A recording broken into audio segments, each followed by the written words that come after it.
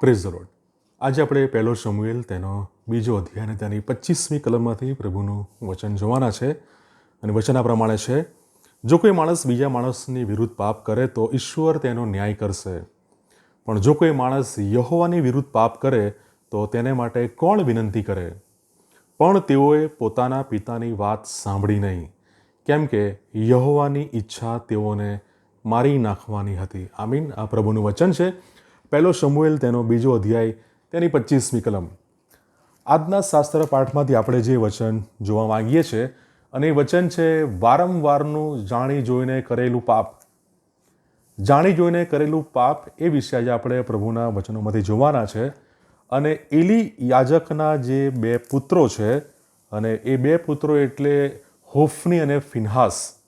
અને આ જે બે પુત્રો જે એલી યાજકના છે, હોફની અને ફિનહાસ, એના વિશે બાઇબલ આપણને શું જણાવે છે? પહેલો શમુએલ તેનો બીજો અધ્યાય 12 થી 17 કલમમાં એ બે જે દીકરાઓ છે એલીના, એના વિશે જ આપણને માહિતી મળે છે. એ બલિયાલ પુત્રો હતા, ઈશ્વરને તે ઓળખતા નહોતા. અને 17મી કલમ કહે છે એ જુવાનોનું પાપ યહોવાની દ્રષ્ટિમાં ઘણું મોટું હતું, કેમ કે એ માણસો યહોવાના અર્પણને ધિક્કારતા હતા.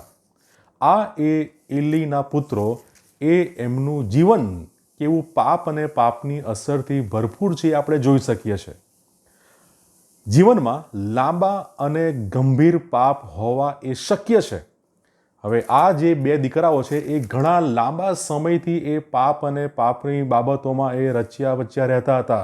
એ પાપ અને પાપની અસરમાં પોતાના જીવન પસાર કરતા હતા. લાંબુ અને ગંભીર પાપ એ શક્ય છે. અને કદાચ ઈશ્વર એ પસ્તાવો કરવાનું મન ન પણ આપે. ઈશ્વર એ પસ્તાવો કદાચ ન પણ આપે, કારણ કે પસ્તાવો કરવાનું મન એ હૃદય એ હંમેશા એ ઈશ્વર જ આપે છે. તે બાબત આપણે જોઈ શકીએ છીએ બીજો તિમોથી તેનો બીજો અધ્યાય 25મી કલમ અને પ્રેરિતોના કૃત્યો 11મો અધ્યાય 8મી કલમ.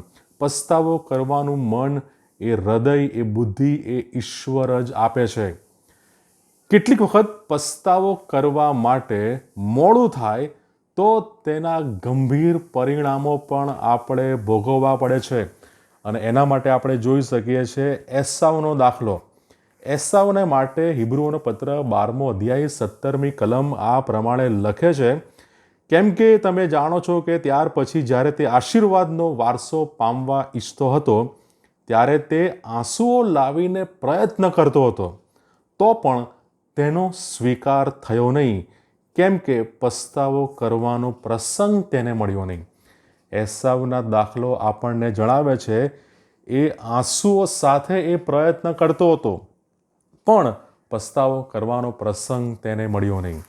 એનો અર્થ એ પણ નથી કે આપણે પાપ કરીએ અને પ્રભુની સમક્ષ પસ્તાવો કર્યા બાદ આપણે બચી શકીએ નહીં. એના માટે આપણે જોઈ શકીએ છીએ એ મરતા ચોરનો દાખલો.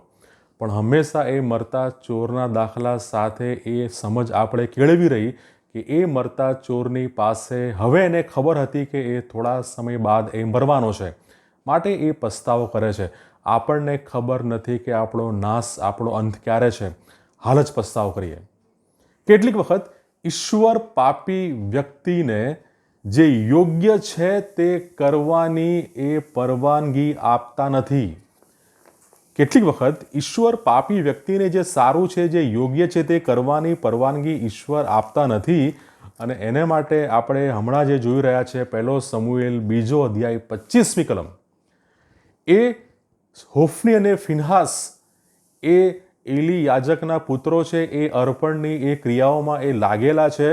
ઈશ્વરને એમના પાપ અને પાપની બધી બાબતો વિશે ખબર છે, પણ ઈશ્વરે એ નક્કી કર્યું છે કે એમનો નાશ થાય. આપણે જોઈ શકીએ છીએ થોડા અધ્યાય પછી ફલિસ્તીઓ સામેના યુદ્ધમાં એ બંને દીકરાઓ એ મરણ પામે છે.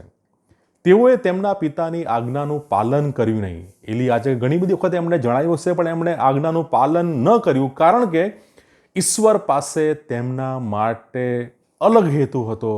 ઈશ્વરે તેમને પાપ અને મૃત્યુને માટે સોંપી દીધા હતા.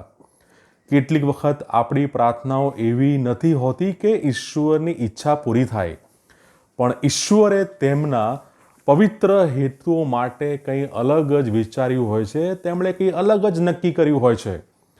અને એલીએ પોતાના પુત્રોના બચાવને માટે ચોક્કસ તેણે પ્રાર્થના કદાચ કરી હશે, પરંતુ ઈશ્વરની ઈચ્છા તેમના દીકરાઓને મારી નાખવાની હતી. હિબ્રુઓનો પત્ર તેનો 10મો અધ્યાય અને 26 અને 27 કલમ આપણને ગજબનું શિક્ષણ આપે છે અને કહે છે, કેમ કે સત્યનું જ્ઞાન થયા પછી જો આપણે જાણી જોઈને પાપ કરીએ તો હવે પછી પાપને માટે બીજું બલિદાન રહેતું નથી, પણ ઇન્સાફની ભયંકર અપેક્ષા તથા વેરીઓને ખાઈ જનાર અગ્નિનો કોપ એ જ રહેલો હોય છે. જો આપણે જાણી જોઈને પાપ કરીએ છીએ, જો આપણે લાંબા સમયથી પાપમાં આપણા જીવનો પસાર કરીએ છીએ, આપણને સત્યનું જ્ઞાન થાય તેમ છતાં પણ આપણે પાપમાં જ રહીએ છીએ, તો ઇન્સાફની ભયંકર અપેક્ષા અને વેરીઓને ખાઈ જનાર અગ્નિનો કોપ એ જ આપણે માટે રહેલો હોય છે, એ જ આપણે માટે રાખી મૂકવામાં આવેલો હોય છે. પ્રભુ આ વચનો દ્વારા આપણી સાથે વાત અને વ્યવહાર કરે. God bless you.